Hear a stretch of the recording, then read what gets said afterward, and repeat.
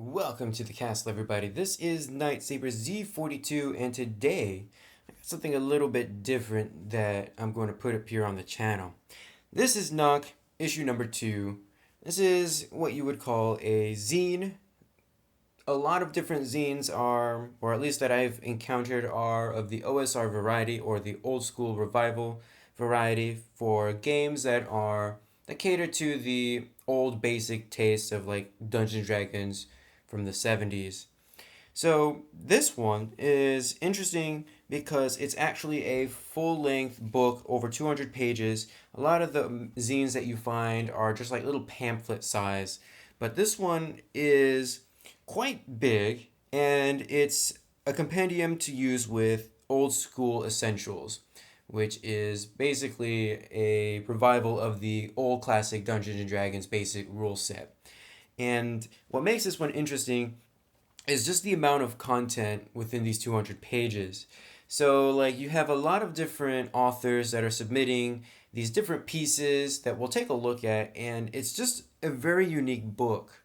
And as you can see, we have the front cover, which has a very nice illustration. The binding actually has a table for this back piece, which is a pact with the devil, or devil, if you want to read it that way. There's really no wasted space. Even the flap, which I'll show here at the end of the video, is quite unique. I'm actually going to showcase not everything in this book because there's actually quite a bit. By the way, this is the product of Eric Newton and Olivier Revenu. They are French from the Merry Mush Men gaming community over there in France. One of the very first things that you'll encounter are these contributors, and I actually have a problem with this specific page because I think it really does a disservice to have all of these names just jumbled up here like that. I do appreciate that the names are actually in bold, but still, it's just quite a bit of a mess. And I really do think that's a disservice to all of the contributors, especially since in volume 1 you actually had the names over on the left side and where they can be found over here on the right side.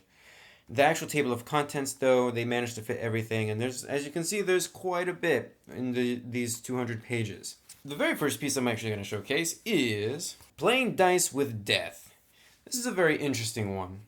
This is by Philip Lowe, and this is basically how to it gives you an interesting way to re-roll a brand new character. So in OSR, it's all about the exploration and dungeon diving, and it's not uncommon for a character to die, and you'd have to re-roll. I mean, that's just the nature of the adventure from way back in the 70s. But this one gives you a really interesting way of re-rolling a character. So you still roll your character the same way, but instead of starting down at level 0 or level 1, you can roll 2d6 and you're going to start keeping a total because the total that you end up getting is what you're going to multiply by 200, and that's how many total experience points. So you can actually level up or start with a higher level character that way. And if you actually roll the same number twice, you start all the way from level 1.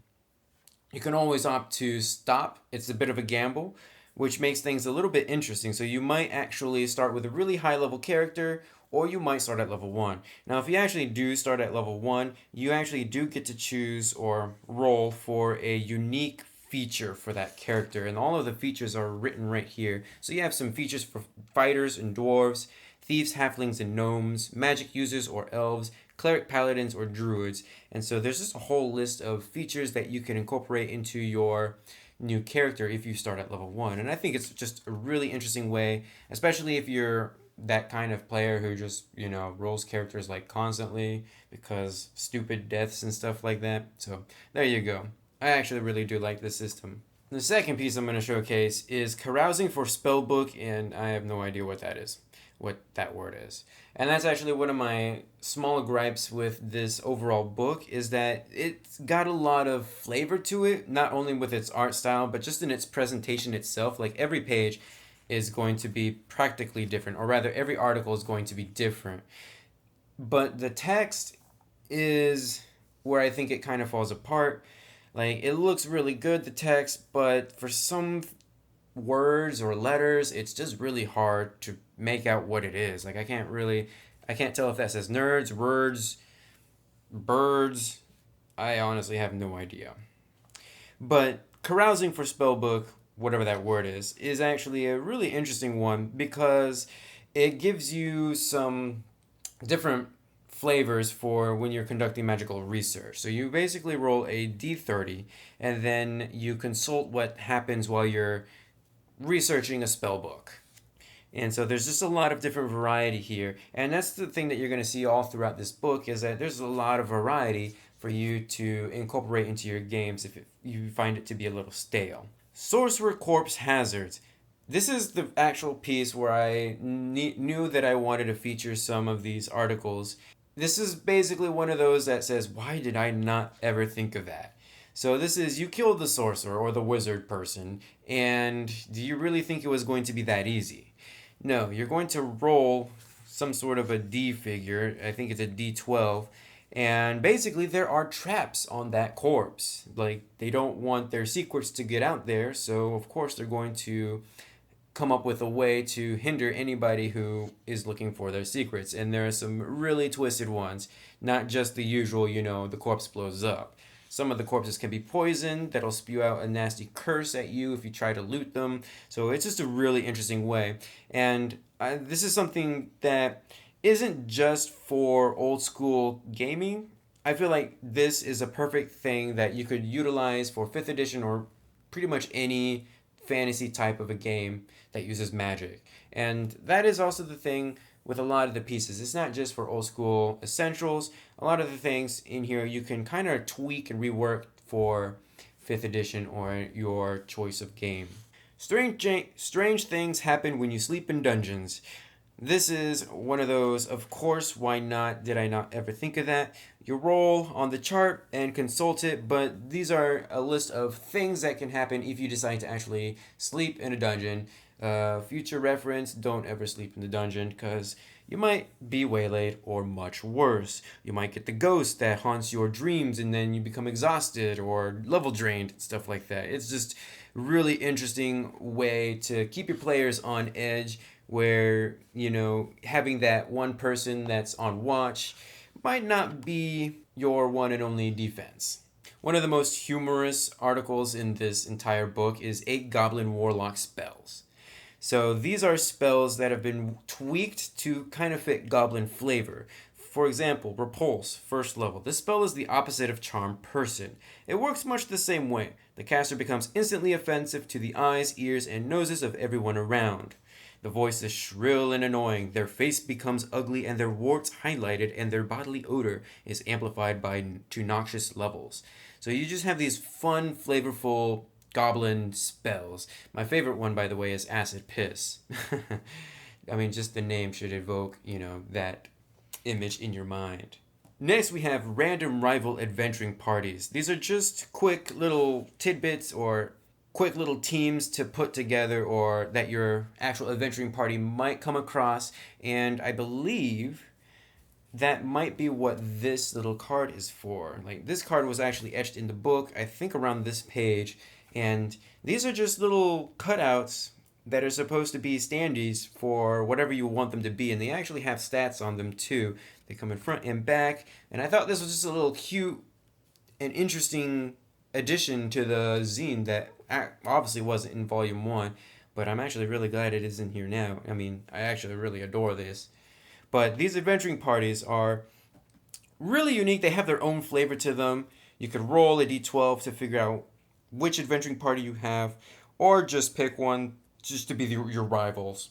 It's just a really cute way of determining, who your adventuring party might be going against. Combat objectives. This is a really interesting article because it takes what is inherently given in any RPG, and that's combat, and gives it a purpose. Because a lot of the times we as DMs always say, okay, you encounter the orcs, it's a fight to the death, and there you go. But this actually gives some incentives for like intelligent monsters or humanoids and people instinctual, which are beasts and monsters, or the unintelligent, oozes, constructs, some undead, and plants. And it actually gives them an objective where if they meet this condition, then they do this, or they try to escape, or if this happens to them, then they start to run away.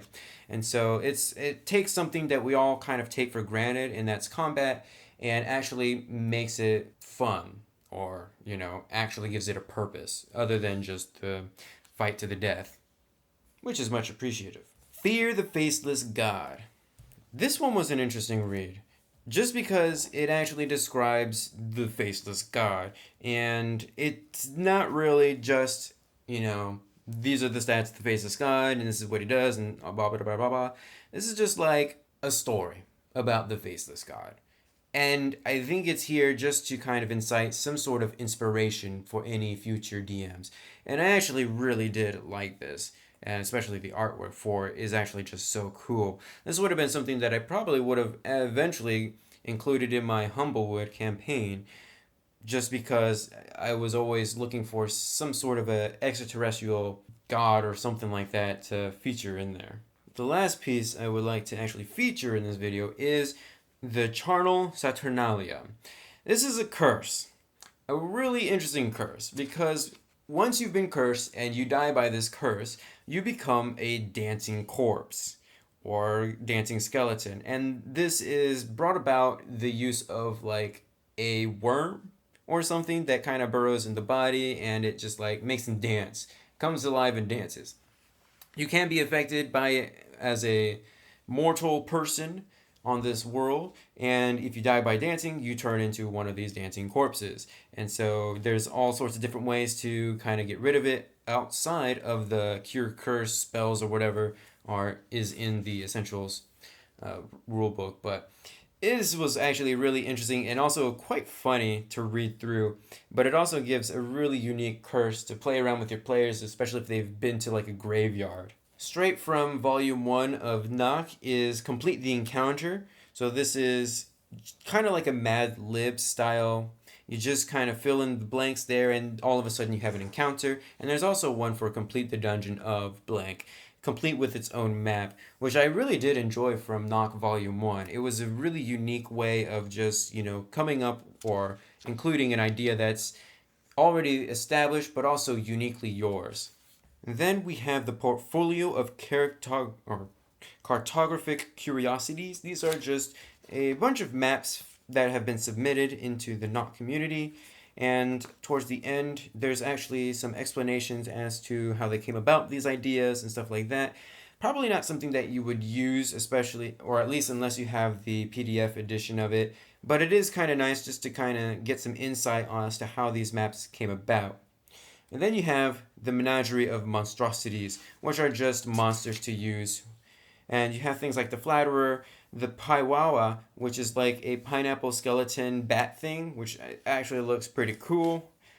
Cafetiere assassin, which is just like a coffee dispenser that's out to kill you, which is really cool.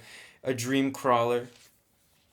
And then you have a list of demons to use, because who doesn't need more demons? And then we have classes. So new classes to play with in your old school games. I really do like the Errant Friar. He's just basically a wanderer, and if something happens, like I believe if you change alignments, you kind of lose it or something like that. You have the Bad Brownie. Sad that there's actually no picture of the Bad Brownie. You have the Gray, which is just an alien, and you actually do have a little ray gun with some phaser effects. The only thing I will say about this one that is really interesting and that I really don't agree with is that the phaser actually scales with your level. So at level 1 it deals 1d4 damage, at level 3 it deals 1d6 damage, and it's just like, what, really? It's a bit of technology. Why would it scale with you? But oh well, I do like the effects. You have the platyperson, which is just like a platypus, who's just, humanoid. Kind of like that. The Nagrag, which is just a mix between a troll and a human. And the beggar. So the purpose of the beggar is to become the beggar king or queen by accumulating people to follow you and also useless trash. Yeah, that's right. And we have the Prophet of Ruin, which is just a badass person. The Plague Doctor is also a thing, but I can't read this honestly. It's just a bunch of scribble to me, so I'll just pass on that one. Then we have Extraordinary Excursions. These are just little quick adventures to kind of plug in and play around with if you need something very quick. I actually do like Fort Levant, or Fort Levant, I think is what it says, which is just a basic hex crawl. It gives you some like 20 hexes to work with, and there's a whole thing about a wizard who's totally digging on this dryad in hex 4, and he totally really likes her and wants to get her to, notice him and stuff like that. And it's just a really unique. I do love hexes and just the amount of detail that can go into those hexes. And then you have like the Dark Island, which is kind of the same way. It's just like a little bit of a, you have some different factions, some things to discover, but there's actually a map and how it all kind of connects together. So really interesting. I really do like the Rock King's Sanctum. It's a dungeon module for levels 1 through 3. It's just basically a simple dungeon, probably really good for like a quick one shot, or if you have some new people, or just, plugging in this dungeon in if they are like going through some sort of a hex crawl. It's got all of the monsters that they can fight, and there's a lot of detail in through for each of the rooms. And then eventually you'll meet the Rock King, who's like this cult leader and stuff like that. It's a really interesting, quick little dungeon to go through. And by the way, can I just point out this picture at the very end? Take a short rest and recover some health while there's like a beholder behind them. And so that is actually Knock Volume 2. It follows the same style as Knock Volume 1, although I think this time around they kind of categorized a lot of the similar subjects together instead of it just kind of being spread out all over the place, which I really do appreciate. Now, there is one thing that I do have to mention, or rather that I already did mention. The Merry Mushman is based in France, and I have no problems with that. But what I do have problems with is when my products become damaged in the mail from overseas. So this is the very front cover, or this is actually the flap of Knock. As you can see, it starts with the illustration from the cover, and it's got the back cover without the random table. But the flaps for both Knock books are actually really unique because they are an adventure in itself, or rather this time it is a hex crawl of a location called Gloomywood. And so you have everything that you would need for this entire hex crawl, from rumors to the descriptions of the actual hexes, the map itself. There's on the inside a binding, there's a d6 table for the daily weather, which I think is really needed, especially in a hex crawl. And there's just a lot of detail, a lot of reading, so I hope you like reading. Random encounters, and it's also got the animals, the flyers, the giants, men swimmers, the undead, anything that you would need just to kind of go and explore this unique hex crawl is here.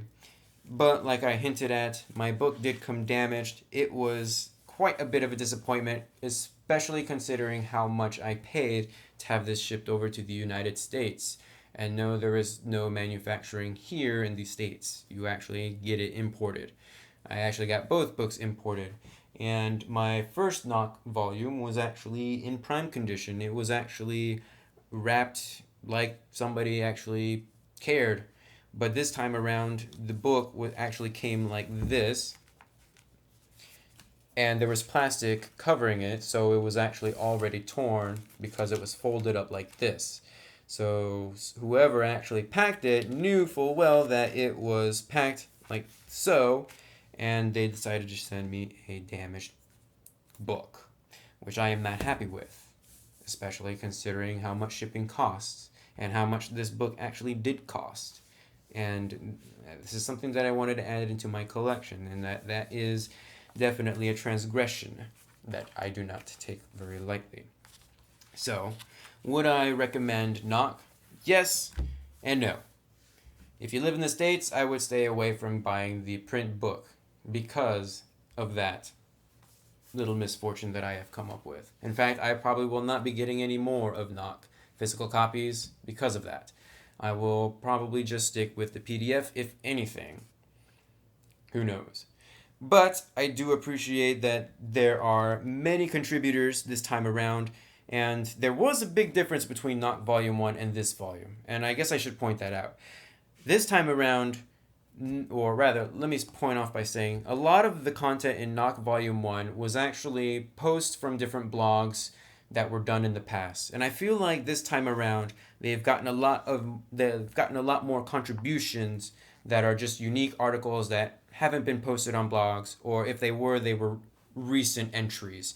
So I really do appreciate that because, if I can find it on the internet, then why don't I just go onto the internet and find those blog posts? But I do like the unique aspect. The artwork is very, very well done, as you can see, and I do very much appreciate that they do give credit to the art or the people who do the art in each of the articles.